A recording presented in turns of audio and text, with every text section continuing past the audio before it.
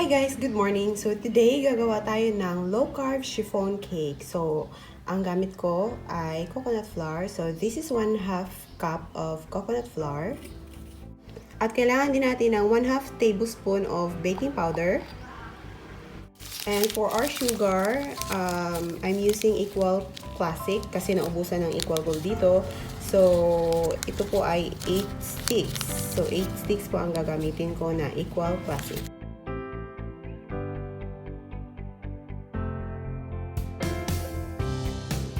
Kailangan din natin ng salt. This is 1/4 teaspoon of salt.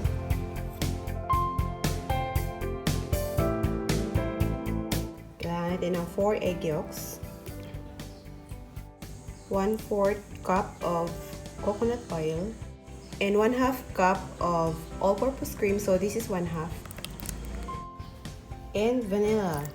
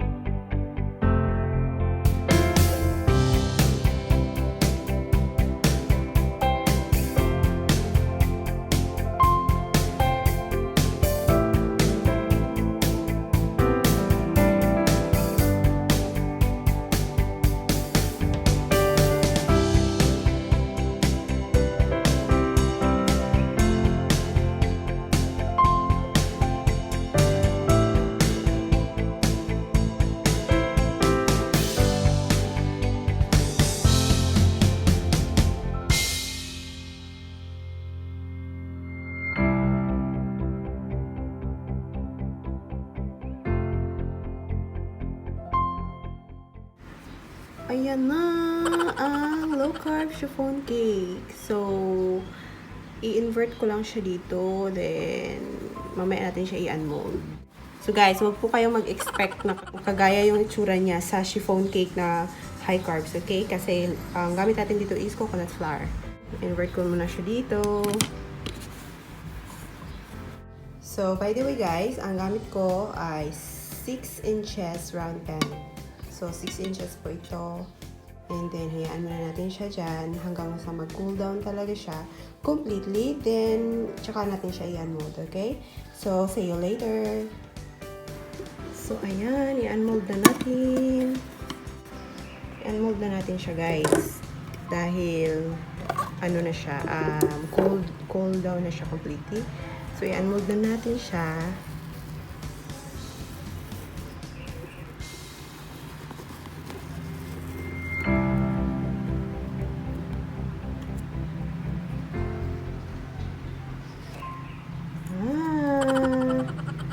Ito po ang pita niya. So, in fairness maganda yung resulta niya, guys. Oh, ganyan po ang resulta ng low carb chiffon cake na ginawa ko, guys. Kasi, ang gamit natin dito ay coconut flour. So, hindi po natin i-expect or na magiging kaitsura niya yung chiffon cake na ordinary chiffon cake or yung high carbs na chiffon cake. So, ganito siya. So, i-slice ko siya. Tingnan natin kung ano ang nasa loob niya. At tikman natin siya later on, okay? So, i-slice ko lang siya, guys, ha.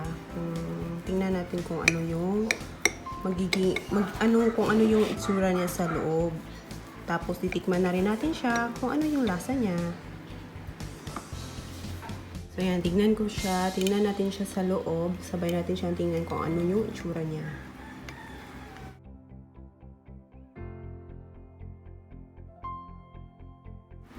Yan. Ang ganda niya. So, in fairness, maganda siya, guys. Ang ganda niya. So, tikman natin to, okay? So, ayan, yung itsura niya.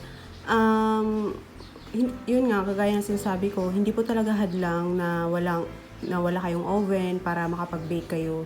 So, gumawa lang kayo ng improvised kagaya ng ginagawa ko. So, maganda din po ang improvised oven, guys, for lalo na dun sa mga nag-uumpisa pa lang na mag-bake. So, pwede kayong ma-experiment kahit kung ano man yung gusto nyong lutuin. Tapos, yun, ma-improvise oven kayo. Pwede po talaga. Tikman natin, guys, kung ano yung lasa niya. Kung ano yung magiging lasa niya. So, yun. Yan siya. Oh, ganda siya, guys. Siya. Masarap po siya, guys. Yan. Masarap po siya.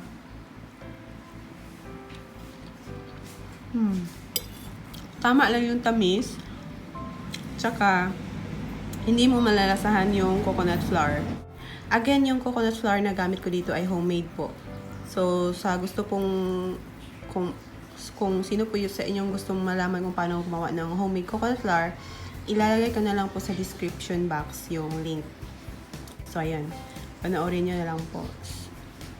So, maganda siya, masarap, at saka, maganda po siya pampalit doon sa high carbs na chiffon cake. So, maganda na rin ito.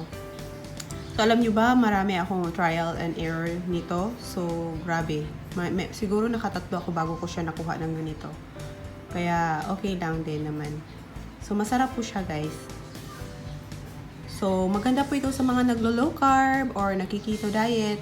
And, at diabetic friendly din tong cake na ito. So, try this, guys. Sarap.